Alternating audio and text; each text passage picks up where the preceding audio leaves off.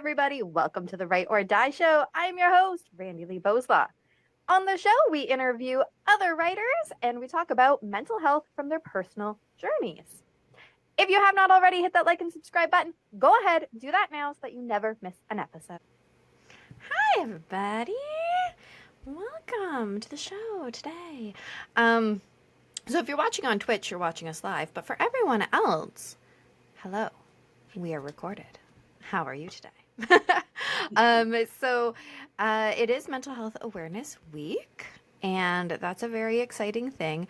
And I feel like not everybody is aware because some people refuse to be aware of mental illness, but I feel like awareness needs to be changed to like acceptance or helpfulness or something, because I feel like awareness, people are, I'm going to say 90% of people are aware that it exists, but now if we could only get, help and understanding, that's where we need to go next. Anyways, I'll shut up now and welcome Kay Sparling to the show. Hello. Hello, how are you this morning?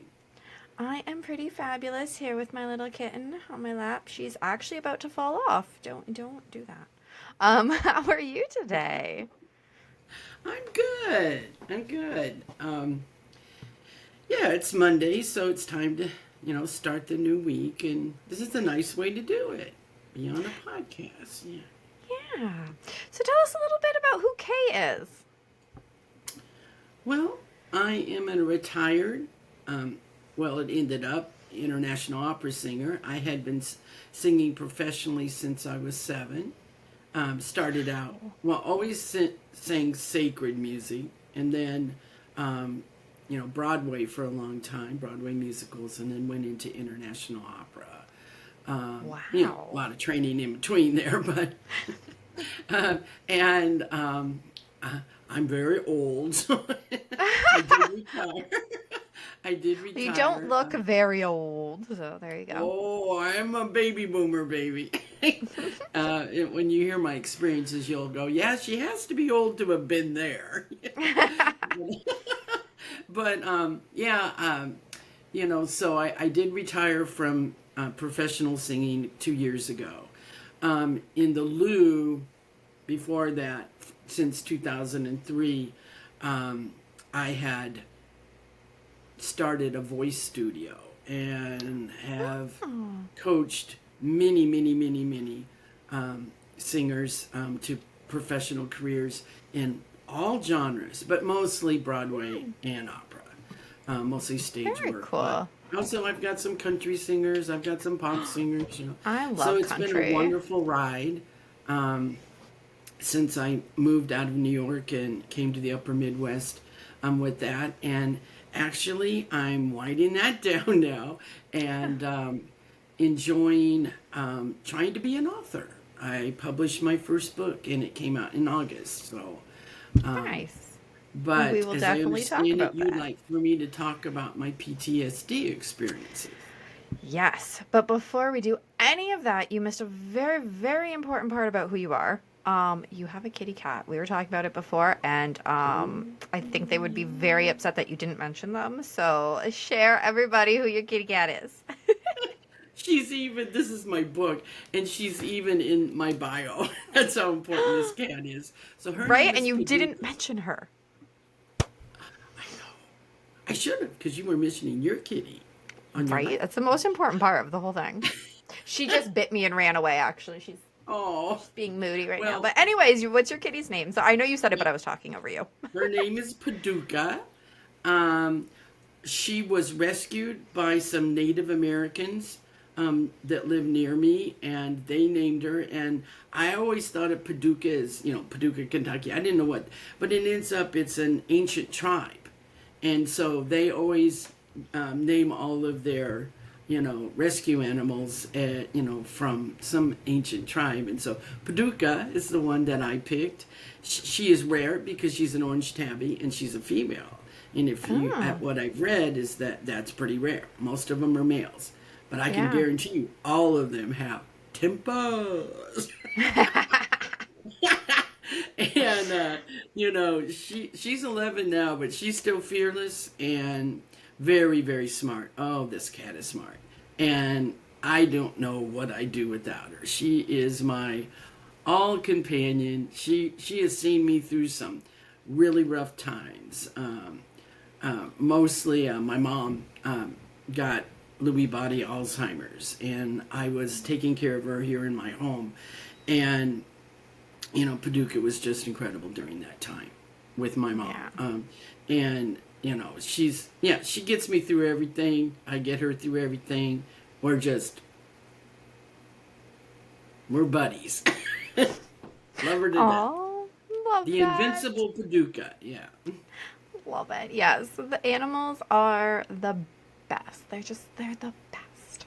Yes. So like you said, we're gonna talk about your PTSD. So take it away. Start the story wherever the story starts. Well, my experience with PTSD is, I think, like a lot of people's, I would not address it and go get treatment for a very long time. So a lot of things had happened. Now, I'm one of these lucky people that had just a fairyland childhood, okay? So none of that goes back, okay? It was all choices I made. Whether through career or personal life, that I started experiencing things after I left home. College went pretty well. Graduate school, it was probably then where most of it began. I had a short marriage where he was very abusive, so I guess we should go back to that. In my Right. early 20s. Got out of that, learned to defend myself physically, and moved on. And then in graduate school, I had a chance to go over on a grant and be an opera apprentice in the late 80s. And I'll say, I told you I was old. Oh, During the Cold wow. War.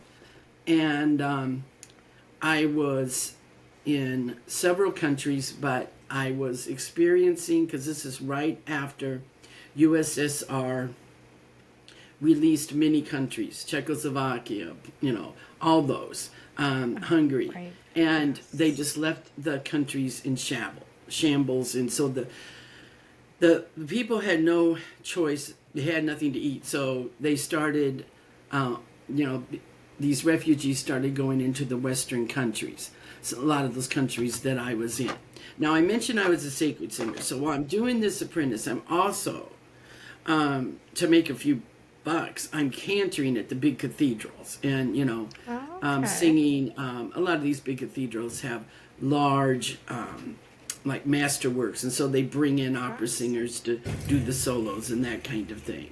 Oh, there's my Oh. girl hitting the door now. It's so anyway, uh, I got involved with this refugee plight and saw many, many, many things. And, went on, very traumatic things. And then went on and said, well, that was really sad. And I experienced that. And then while I was over there, the Bosnia War started. So more of this stuff. And a lot of the priests I was working with, would be at the refugee camps, and they'd say, "Hey, Kay, can you put together some entertainment for these folks?" Or, "Hey, Kay, you're in the opera world. You're around the richest people in these countries. Could you find some liberal people that be willing to donate money to the cause?" So I got really involved, and so being, traumatic thing number two. That was so the first one I saw a lot of human trafficking, and that's actually the book I wrote about Oh, okay. those refugees. Okay, I wrote a spy thriller because if you're around those places, you're gonna meet spies. Okay, and I won't go into that a whole lot, but so I have a great story to tell about that. The second time I really experienced PTSD is ethnic cleansing Oh, during the Bosnian War. So tell I us a saw a little lot bit of more. genocide, massacres, that kind of thing. So now we've got two things, but you just keep going, right? So that's over. So I go back to New York, and now I'm able to establish myself as a singer. And I started school. And I also, I'm again singing for like Gracie Mansion, the governor, and the governor's mansion, and all these political things, because I was doing a lot of that in Europe. But I'm trying to not live out of a suitcase now. So I'm trying to live in my apartment instead of sublet it all the time in New York City.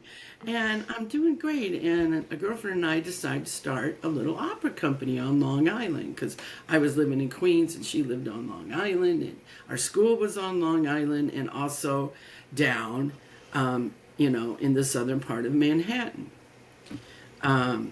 Across from where the Twin Towers. So okay. here we go. Everything's looking great, and 9/11 hits, and that one just about did me because right before 9/11, about 6 months before, had a really bad breakup, long-term marriage, divorce.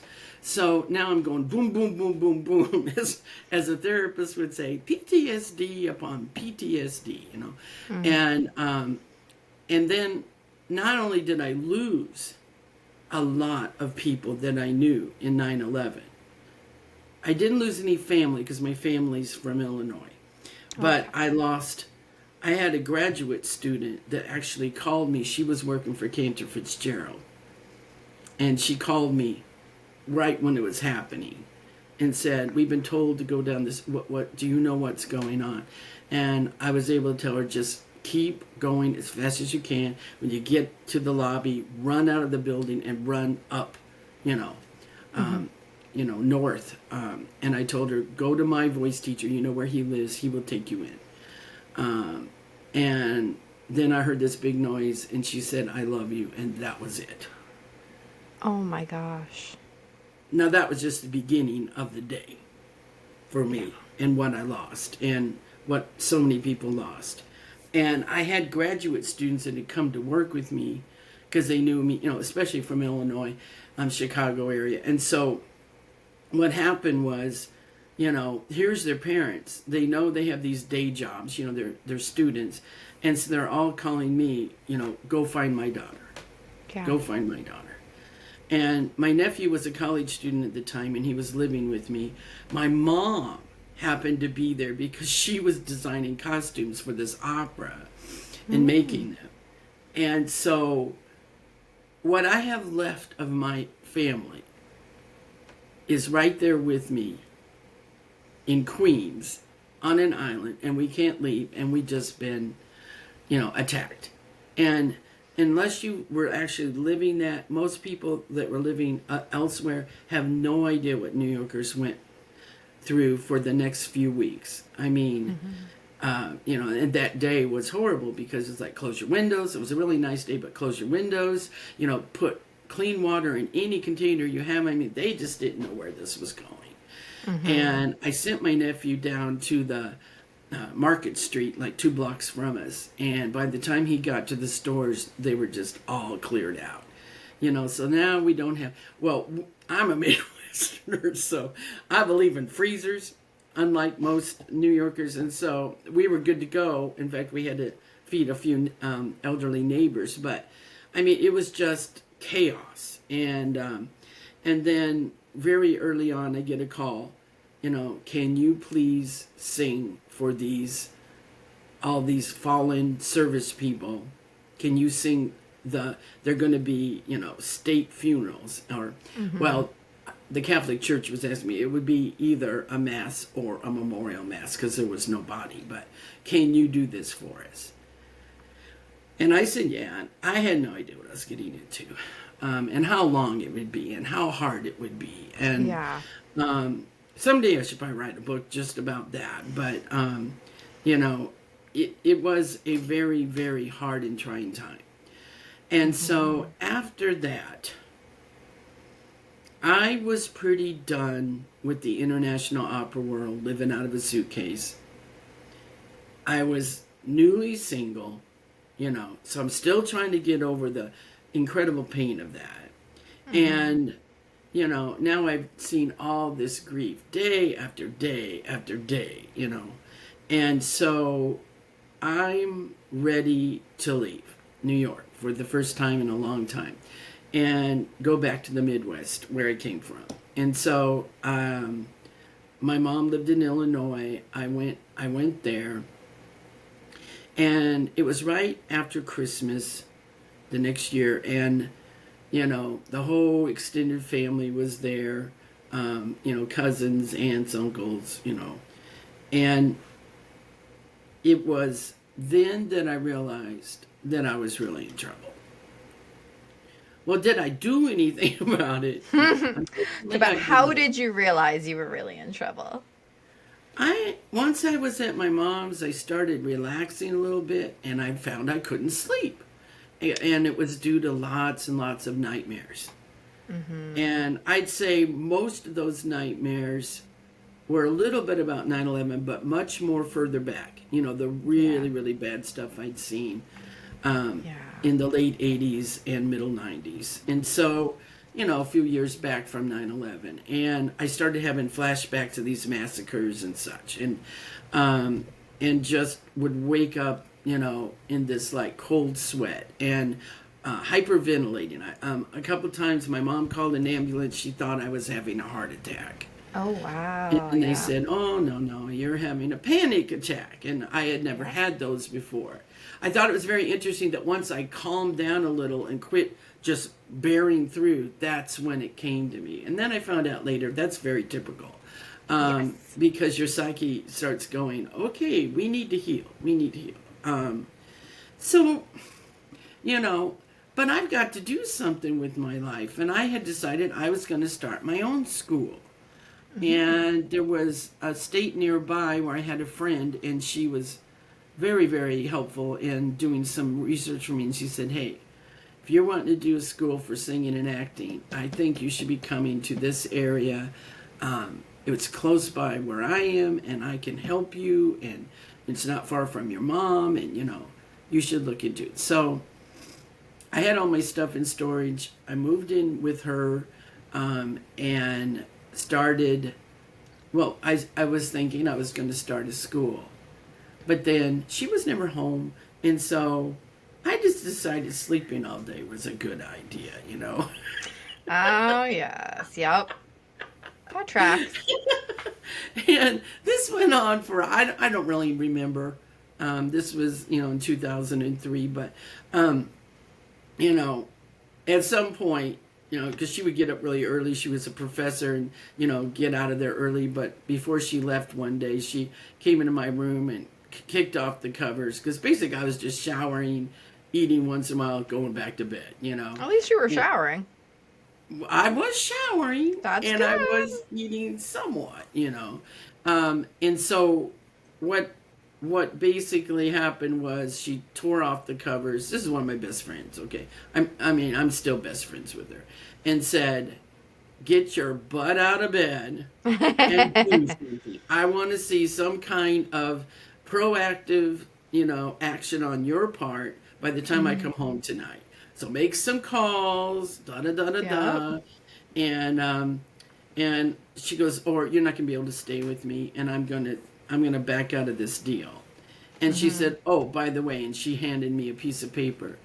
"I've heard that this man in Madison really, really is good with PTSD, and I think that's what you have." And she Okay. said, "And your mom and I are, if we know that you don't have a job right now, we're willing to pay whatever we have to." Wow, that's a And good so friend. had to get a therapist and had to, you know, start something. And I did start something. I called a bunch of high schools and colleges in the area and introduced myself and said Okay. I would like to start a private conservatory, and, could I come, especially with the high schools, because no one had any private, teachers in the area. Could I come make a, give a demonstration and a little talk, and hand out some, context stuff, and the reception was incredible. So she's right. Good. This place was just ready to go for a grassroots, project like what I had. And, but so that encouraged me. And then a couple days later, I go to this therapist, And, you know, he says, well, what do you think, is causing this? And so I start just going in chronological order, just kind of what I just did for you. Yeah. And his eyes get real big and he's like, I don't know how you function so long, and I'm like, pressure, not having a chance to breathe, just always going forward. And he said, well, I'm glad that you stopped that when you stopped that. And the reason I got out of opera is it's so pressuring. And Yes. so um, it's a nasty world. It's a nasty Oh, world. It's a lot like Hollywood. And so, you okay. know, to just walk away from that was pretty brave, I think, to save Hmm. myself. To, I just realized I hadn't been happy for a long time. And I wanted to be happy again. I really did. I said, I'm in my early 40s, for goodness sake, something's got to give here. And so, I wanted to be by my mom. She was an incredible support system. And this other lady I spoke of. And so I knew I needed to be around people closer to people that really loved me and supported me. And I knew I needed to build a new life. And I had certain goals. It was not just become successful at a business, but, try to find a partner, try to, find friends and a community. And so Hmm. those were all my goals. But like I said, when I got to my new destination in the upper Midwest, I kind of fell apart. But this Understandably therapist, so. told me, you can do this. You can do this. It's going to take a long time to get through all this.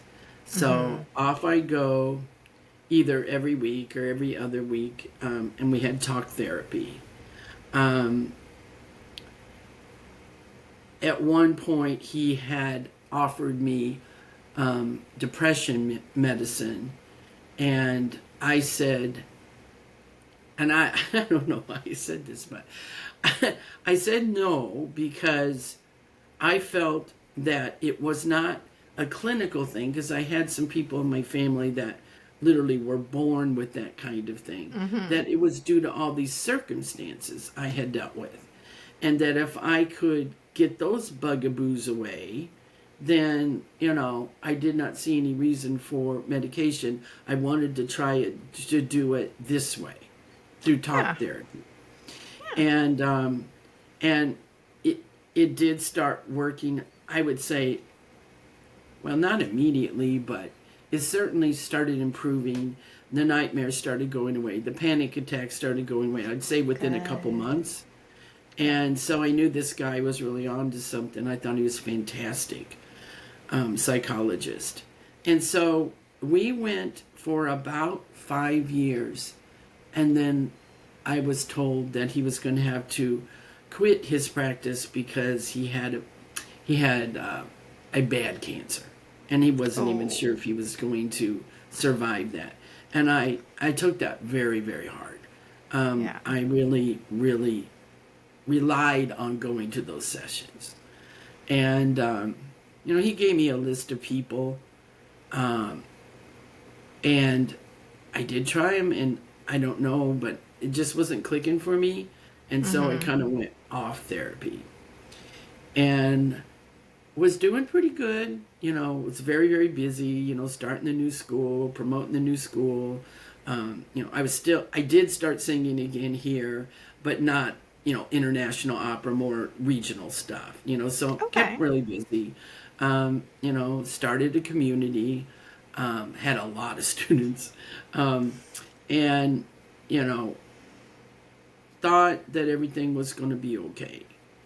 And then in about 2013, Okay. so we're looking 10 years after I come here, start getting the nightmares, start getting the panic attacks again. And, I'm trying to figure it out on my own, but, you know.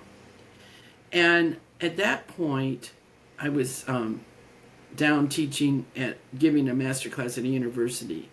And one of the professors said, "Hey, Kay, you've done a lot of volunteering for folks, in the past. How do you feel about soldiers with PTSD? Would you be at all interested in, helping me? I do a music therapy project down there. And I think you could be really great. You could sing for them. And then I laughed because I said, oh my gosh, are you kidding me? Now, this is going back, way back in my undergraduate years, but I went to a school that actually started music therapy. And my first degrees were a double degree in music ed and music therapy from that institution. Because my parents said, you cannot just get a performance degree. Because if it doesn't work out, where are you going to be? You've got to Yeah. have something to fall back on. And this school just seemed to have it all for me because it had a good voice performance department, but it also, had me the number one music ed and music therapy program in the country at the time. Okay. So I went to school there. And so here I have this degree that I put on the shelf, right? Never used it. I've used music ed a little bit, and certainly by this time a lot because I started my own school and back in New York. But the therapy I had never used. And so I said, well, I'm going to dust off my textbook and do a lot of research, but sure, I'll be in on that. That'd be a great thing to do. And so we went down to Illinois to a base and we started doing these music therapy things. And I meet this doctor that is heading the PTS project. And I'm hearing murmurs that he has a method that is making lots of noise around the world. And he just happened to be at that base treating soldiers. And I was like, oh, okay. And I finally got to meet this guy because he asked me to sing at the Christmas party that the base threw for all the guys and gals that came there for treatment or, were involved and in this PTS thing. And he said, there's going to be admirals there and, the vice president's going to be there. And I just really need a high-end performer. Could you please do the music? And I said, well, sure. So it was fun to do that. And then, all of a sudden he comes up to me afterwards and it was really crazy. And he, after, the reception line and talking to all these admirals and stuff, he says, so how long have you had PTSD? And I had never shared that with any of the soldiers that I was working with. Yeah. And so he read that. And I'm pretty sure my friend did not tell, that I was doing this project with. Yeah. And so he said, why don't you come talk to me? And so we sat there and we had tea and we talked. And he said, I'll tell you what, if you keep coming down and helping with the music therapy, I'll just see you afterwards, unofficially, because, you're not in the Yeah. Navy. So, Yeah, yeah. So, and so I said, I think I could do that, and wow. What a difference it has made in my life.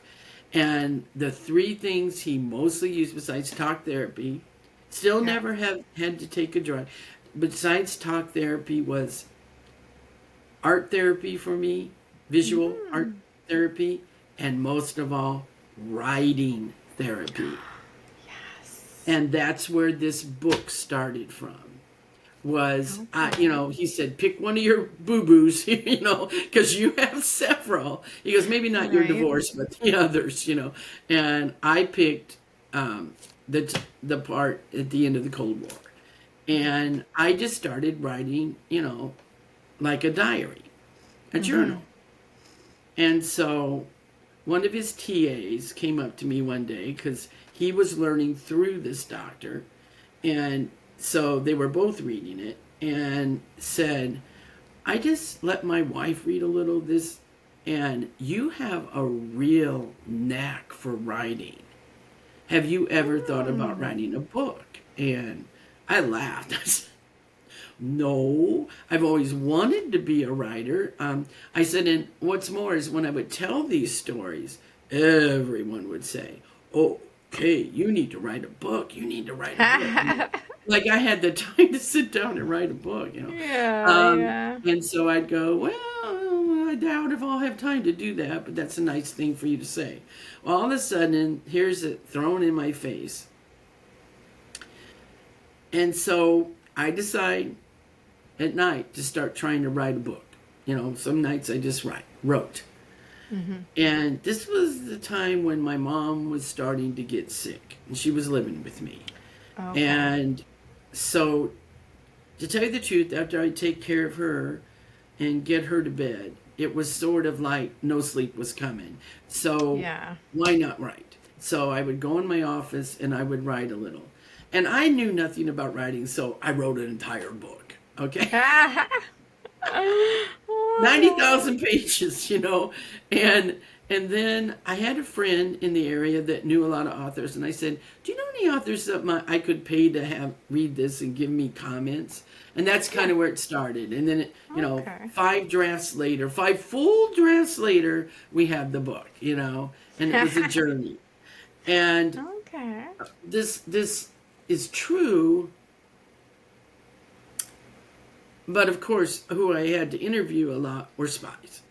And so this is true, but I had to fictionalize it to protect people. Yes. Of course. And so, you know, it's about an opera singer that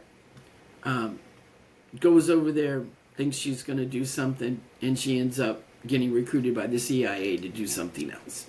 And it's quite a story. And why the main reason I wrote it is because I'm like, well, I think I should write something that is prevalent today and can teach people, because this book is about human trafficking, and the International Labor Organization says there are nearly 21 million victims of human trafficking worldwide. This problem in this book did not go away. It just changed people and areas. Yes. Now it's everywhere, okay, including the U.S. It's everywhere. And I feel that people are aware of human trafficking, but they rarely get a glimpse on what really goes on with these victims. Yeah. This book is graphic at times, and I mean it to be, because it's all true. And so I think my message is, yes, you're aware, but what are you going to do about it? Right. There's Yes. plenty of organizations that you can give to, or if you think something's going on, that you can report to. But you can't just be aware. That's not enough. And so this book puts it right in your face. Which is good.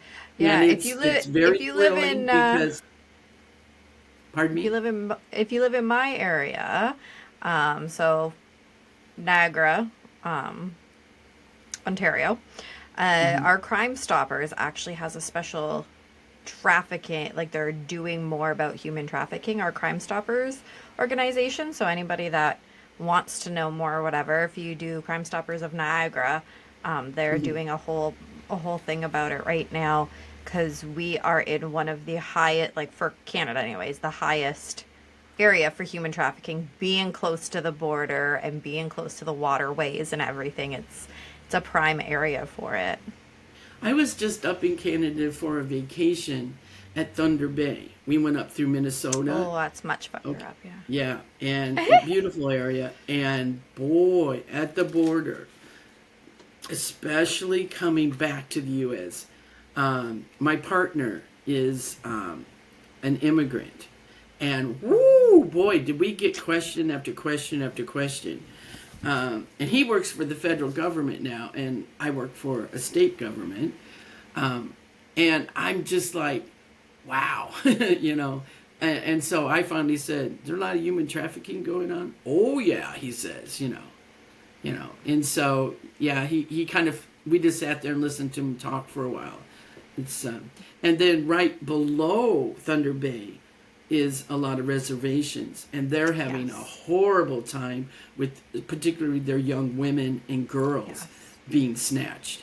Yes. And the res police can't do a whole lot off of the res, and the FBI's got their hands full with that one too. And sometime I want to write a book about that actually, but but yeah, it's everywhere. That's right, it's everywhere. I live in a very small college town, and there was an article just last week. 7 men were arrested for human trafficking. Wow. Yeah. So So it's everywhere, and it is yeah, all types of people. every kind of person you can think of. No one is safe, you know. So, I mean, even seniors get trafficked. I mean, it's terrible, you know. All types. So, yeah, that's sort of my journey. That I feel, things are at bay. I'm always waiting for the other shoe to drop, of course, where that panic attack's going to come, or, flashbacks are going to come, in nightmares, and I'll wake up. But those are my two symptoms that if that's happening, most likely, I need to sit down and figure things out. What's bothering me? What's, whatever. But as a whole, I think that last jaunt pretty much has it under control. And I'm very, very, very blessed for that, to be able to say that. Because some people that I met down, I went to this one man's house, and he'd come back from Afghanistan, and had a young man, had young children, wonderful wife, and he was sitting in one dark room in his basement and could not come out, and stayed there for almost 2 years. Yeah. And we were able to, convince him to come. But we kind of had to start there. But I mean, he's one of the worst cases I personally ever saw. There were so many people, and it doesn't have to be just soldiers, that are suffering every day and not getting treatment. And I urge you, please try. If you are a soldier, go to your nearest VA hospital, start there. But please get treatment. You don't have to live like this. Yeah. And that is why at the beginning of the episode I said, awareness is one thing, but we need to go beyond awareness to helpfulness. Yes. Yeah, so if you see a soldier and he's sitting on a park bench and he's homeless, maybe you should go up to him. Maybe you should see if you can help. Yeah. So you kind of already answered this question, but I always like to end this part of our conversation with a kind of question. So I'm going to reword what I was going to say because you've already answered it. I gotta reword myself. Jeez, you're just ahead of me. This is not cool. That's a first. What would you say to somebody who is not a soldier, who is maybe starting to have nightmares and things? I would say the very first thing to do is just go to your PCP. Start there. Because everyone usually has one of those, What is PCP? Sorry. Oh, I'm sorry. Your general practitioner. Okay. Just your doctor, And if you don't have health insurance or anything, then I would say just go to an urgent care, whatever is in your community, or a free clinic, somewhere medical. And I would tell them what symptoms you're having, and then just give them a little background about what has happened that you think is causing this. And then they're going to have all kinds of resources, depending on your situation. If you have health insurance, that's wonderful. If you don't, there's still resources. Don't think there isn't. There is. Mm-hmm. Of course, now I'm speaking about the United States. I don't know the situation like in Canada and other places. There are resources. There are free resources as well. Can't speak for Europe, but I feel like from people I've talked to in the show, there tend to be some resources everywhere that are accessible. just might have to wait a bit. But at Well, least if you yes, go and seek them out, it starts the process. hmm And if so that's non-military people. That's exactly what I would do first. And then also, in the meantime, let's say you do have to wait. I would say go to other professionals in the community, like, for instance, any kind of clergy, is a good example. Um, Also, you might just go to a family member that you trust and let them know. The thing that PTSD patients do all the time is we don't let anyone know what we're going, because then we think everybody's going to think we're crazy, and so we can't handle life, da da da, and we never stop to think that maybe we've been through something the rest of them haven't, and that's causing it. It's never that. It's like, oh no, I'm not strong enough, and so it's hard to open up and tell people that this is going on with you. Like I said, I didn't for years, and then one day it just bit me in the butt. So there always will be a day of reckoning with PTSD. It's not going to go away on its own. And so, yeah, anyone that you trust, because they also may not be able to give you therapy for it, but they can give you support, and that's a start. Perfect. I love that answer.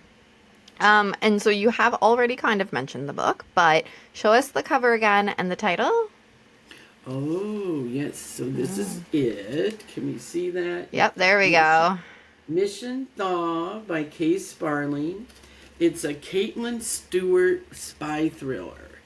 And Caitlin Stewart is the main protagonist, and her sidekick is her trainer once she decides to go in the CIA. He's the greatest spy in the Western world. He's an MI6 agent. So he's like the true James Bond. And this man was the true James Bond. Ian Fleming used to come and interview him before he wrote his next book. Oh, wow. I mean, that shows how old we are. But, and so she is asked as an opera singer to infiltrate a cartel of really bad Western businessmen, a lot from Austria and Western Germany, that are taking these refugees I spoke of from the camps and promising them that East Germany, over the Berlin Wall, is going to give them housing, and they're going to give them jobs, and take care of health care and all this. And, these poor people, they should have been suspect because, one communist country just let them go and gave them nothing and left no infrastructure. And now here comes another one that says, oh, we'll take care of you. But when you're desperate, right? Right. Well, then what would truly happen to these? They put them on a train in the middle of the night, somewhere between wherever they were in East Germany, where they were still in a Western country. They would stop at some little small train station, and they'd have these cruel, absolutely cruel slave auctions. And this was a lot being driven by the KGB that was over in the GDR or East Germany, and also by the neo-Nazi businessmen.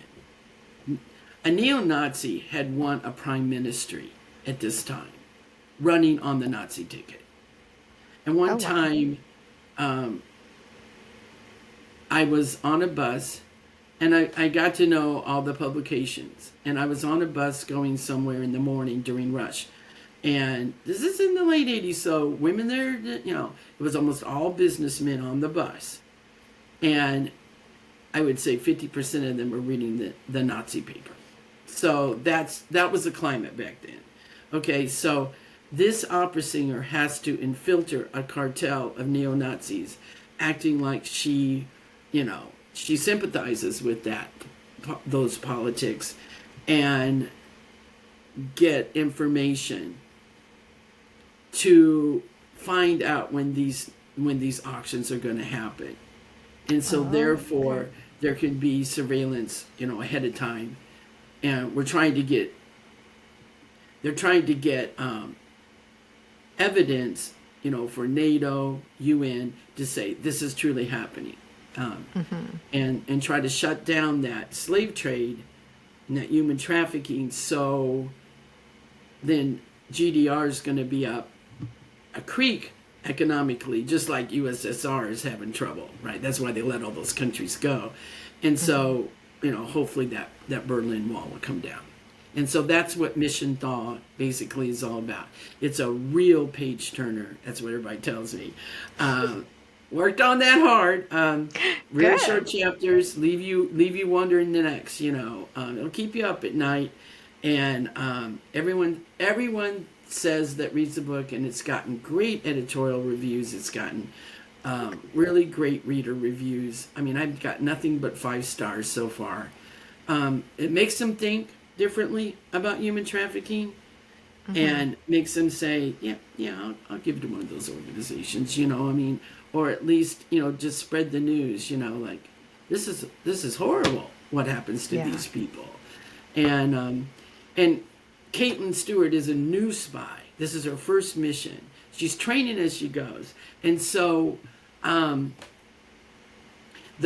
hopefully I read it so that the reader, it's in first person, they're just on her back all the way through the mission. Oh, okay. And she thinks she's just going to be in planting bugs, getting, gooding up to all these businessmen and politicians and their wives, and, getting information and going back to report it. That's what she's hired for. Before it ends, she's a combat field agent. And she's the only woman in that time area and that area that is. And so, you see her really develop and change. She has to change her philosophy about, she goes in as a pacifist. She ends up knowing how to shoot a machine gun. Very page turnery sounding. Where are people gonna pick up their copy? Well, it's available on Amazon with hardback, paperback, and ebook. Audiobook will be coming fairly soon. It also in Canada, you can get it at Indigo, Kobo. And then if you're in Australia, you can get it at Booktopia. Amazon is international now, Europe, UK, Asia. So, and then Barnes and Noble also. So that's where you can pick it up. Perfect. And where do people follow you? Well, my website is if you want to make comments to me, my website's great. It's ksparlingbooks.com. And then I have young people assisting me that do all my social media, as well as a publicist. But I'm on, I think, every social media there is. So yeah. But if you start with that website, it'll give you all the links to the social media. Perfect. Love that. Well, thank you so much for coming on the show. Well, thank you for having me. You definitely, you said it at the beginning that you had a lot of different things happen. Actually, before we hit record, she called herself old. I'm not going to agree that you're old, but you definitely have lived a very long life. Let's say that way. It's been an interesting one, that's for sure. Yeah. So thank you everybody for being, oh my gosh, I can't talk. Thank you everybody for watching and listening. If you have any questions, of course, comment down below. Hit the like and subscribe button if you have not already. And if you need help, reach out somewhere. Just like Kay was saying, it's really important that you don't just hold it all in.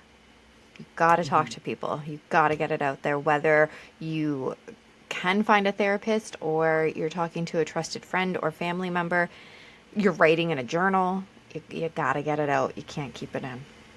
Absolutely. Get some help. And thank you, Randi-lee, for having me today. You're welcome. And remember, the only way to end the stigma of mental health is to speak openly and honestly. Bye. Bye-bye.